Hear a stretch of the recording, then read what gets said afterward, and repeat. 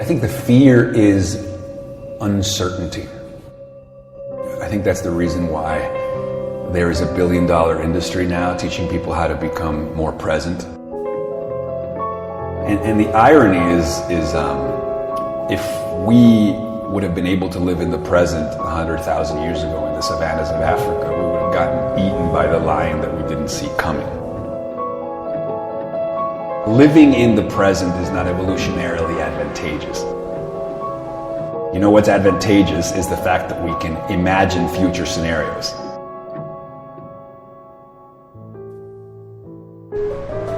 The reason we have memory, and Jordan Peterson talks about this, is not so we can relish about past times, is so that we can learn from things that happened in the past and make inferences about what's going to happen. Mitigating against future risk was biologically selected for. Those who did that bred more widely. And so we have inherited that brilliant neuroses of foreshadowing future danger and mitigating against it. The problem is, once we've made the world safe, we still are like a hamster in a hamster wheel. It's like you may have money, you may be paying your rent, you maybe have a wife and a kid and this and that, but you're still worried about tomorrow. Like, what's going to happen? Oh my God, the collapse of the government, a terrorist attack, an airplane disaster. Like, that's the wire. Ironically, we've gotten to a time where now some of the hardware that has served us so well is now problematic, and there's this desire to return to a kind of capacity to be here now and actually like neuter our foreshadowing capacity and a relishing of memory. To block the signals forwards and backwards. In fact, in mental health now, there is a renaissance. Again, I'm talking about like the rise of learning to be in the present, meditation, mindfulness. All of these techniques are teaching us to neutralize our wiring to think about the future. The human brain, human beings are like an artificial intelligence program. We take in data from the present. We compare that data with data from the past, and we use that then to make predictions about the future. And that's what we're always doing automatically all the time. In fact, a lot of the time, we dispense with the present data altogether and just leapfrog to the conclusion. And so we're living in this perpetual been there's and seen that's of the adult mind, also known as jadedness. You're not even there. You're like, rather look at your phone, or you're rather, what movie we're going to watch later. Like, we're just never present. Because our brain is so effective at saying, I know what this is, and making predictions about the future. And if the future's not dangerous, then we don't even have to pay attention to what's happening right now. So we live with this kind of perpetual low-level hum of anxiety. This future tense, like we're like crooked, like having a crooked back. We're like future tense all the time. Never now, always future tense, you know. And maybe that makes you a good businessman or a good planner. But unless you're like an architect and you're like planning the structure you're going to build, like the incapacity to enjoy and smell the flowers is very problematic.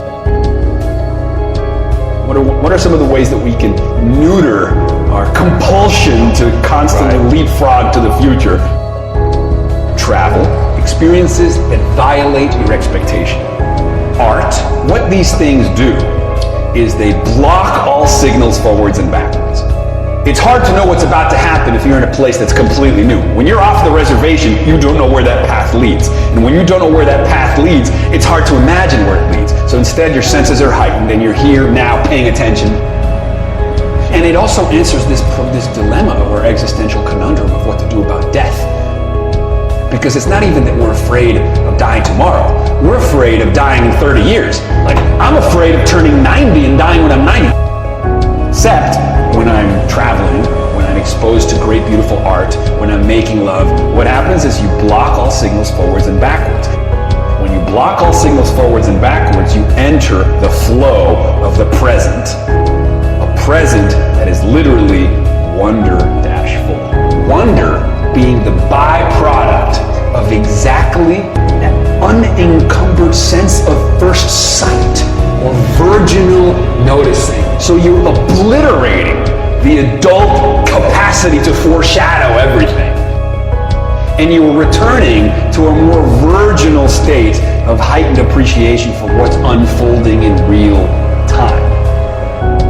And that seems to be the answer to our ills, because when we have those experiences, we have awe. And awe is an experience of such perceptual expansion in the moment that all your mental models about what this is are fucking obliterated. Oh, now I know what a glacier looks like.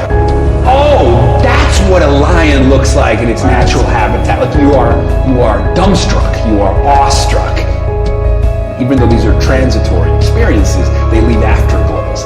That's why when people take magic mushrooms and have a mystical experience, when they go to the Grand Canyon or they see their child be born, they're left with this afterglow for weeks, months, sometimes even years afterwards, with increased well-being, increased creativity, and increased compassion for other people. Perhaps the answer to the existential agitation of what to do with ourselves in the face of death is simply to stop and smell the roses, to learn to steward the contents of consciousness to the here and now. When we get caught up in like the excessive rumination and overthinking, do not get caught up in routine or patterns of thinking. By exposing ourselves to great art, to travel, to do things new and different, before you know it, you're hurled back into the